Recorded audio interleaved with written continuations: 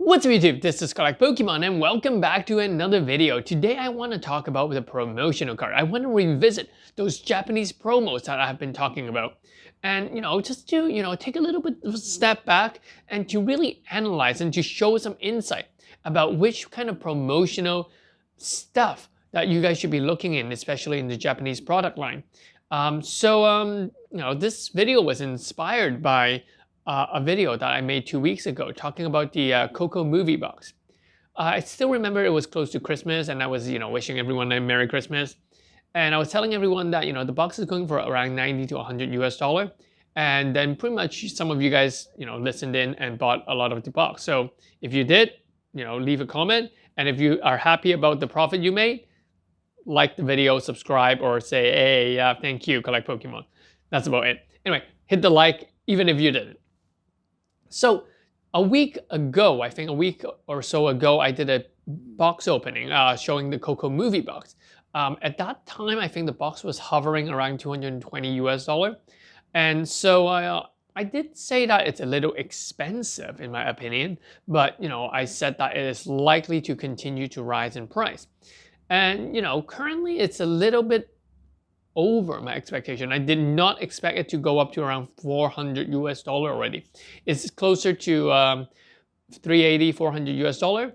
But with the current trend, I do believe that it will still continue to rise. And given the hype of Shining Fates, I do believe that the Shiny Star V in Japan will be very, very sought after when the reprint hits in February or so. So that's definitely going to be interesting. So, if you guys have bought this box, keep it. If you have it, keep it. It's likely to rise and it's likely to hit around 500-ish dollar. And then I think that then we will see some resistance because people will think that, hey, if I really want to gobble up Pikachu, I would buy a graded one. That's kind of the mark where people kind of go like, maybe I'll buy something else. But for this current month and a half, I don't think there's much new stuff to buy, to hunt, and I think this is one of them. But like I said in this video, I really want to mention that to understand whether all promo cards are actually the same. Well, traditionally, not all promo cards are born equally.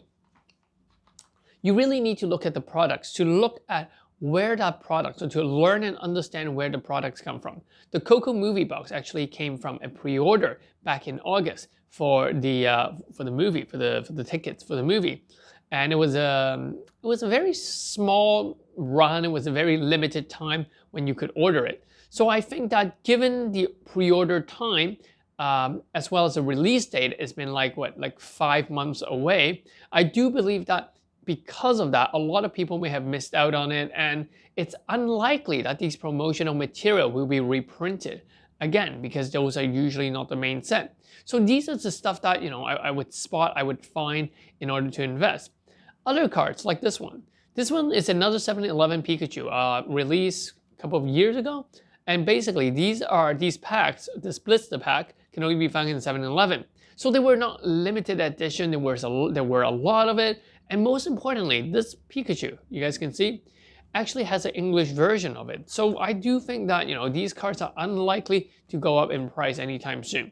So that's what these blister are.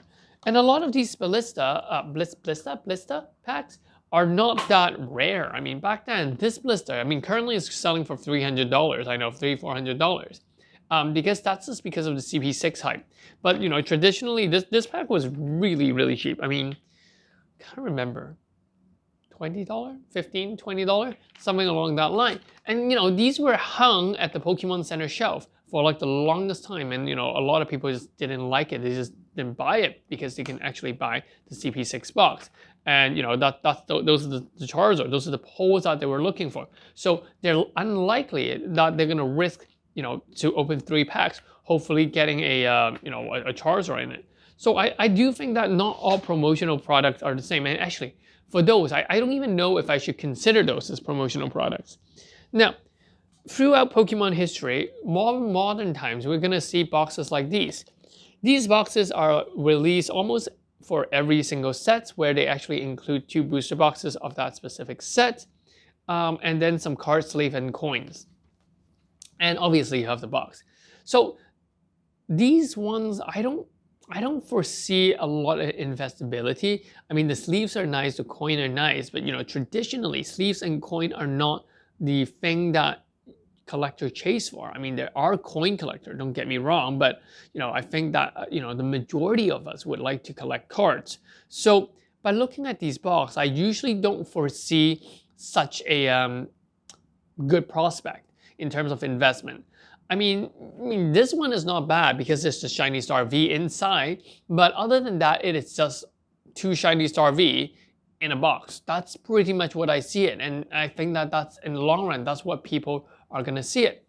And all these boxes have very different size. I mean, this one is kind of like elongated, and there's some that looks more square.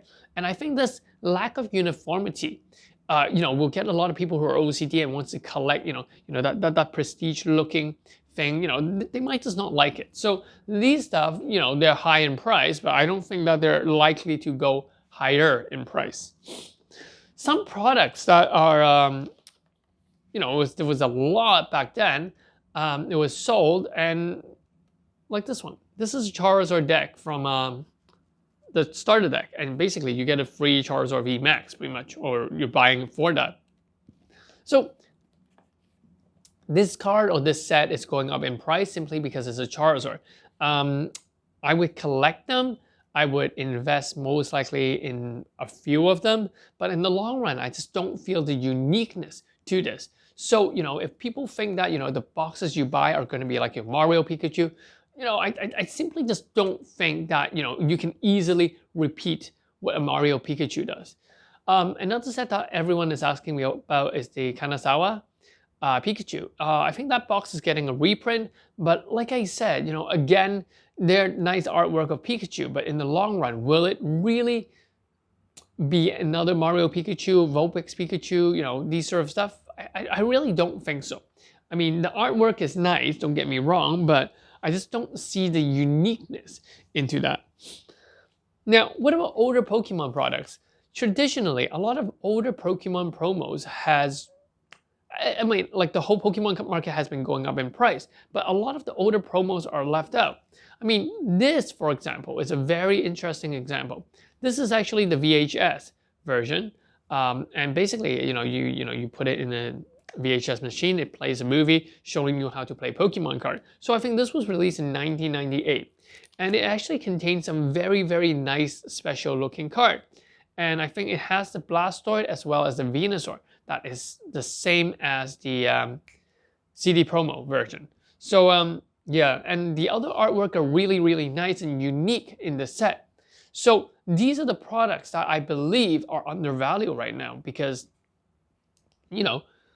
not only are the cards, the arts are nice. You guys can see, I've done an opening earlier one. But what is unique about it, it's a VHS. In the long run, if you're a collector, how often do you actually still see a VHS? Or, in 10 years time, does anyone even know what a VHS is? I just feel that it's very, very unique. Not just simply because of the artwork, but just the historical value of a product like this. I think it's currently relatively undervalued. I mean, it's currently selling for $500-600. Sometimes you can snipe it for lower, maybe $400 or $500. But yeah, I think those would be some good pickup. But whether to open it, there's a lot of huge centering issue with those cards. So yeah, it's nice to put it in your binder, but if you're hoping, hey, I can flip it, graded PSA 10, flip it, I would be very cautious about that. So that is pretty much what I want to explore to you with you guys today. It's just that the concept of Japanese promo, and to let you guys know that not all Japanese promos are made the same. You really have to understand the history, and to understand the history before you can actually understand the investability or the prospect of the products. Yeah, it's not just simply whether something is sought after right now. You really want to see it in the long run. So I just want to remind everyone again, so this box, if the Gobbled Up Pikachu are not released in English, this box, the price will definitely go up.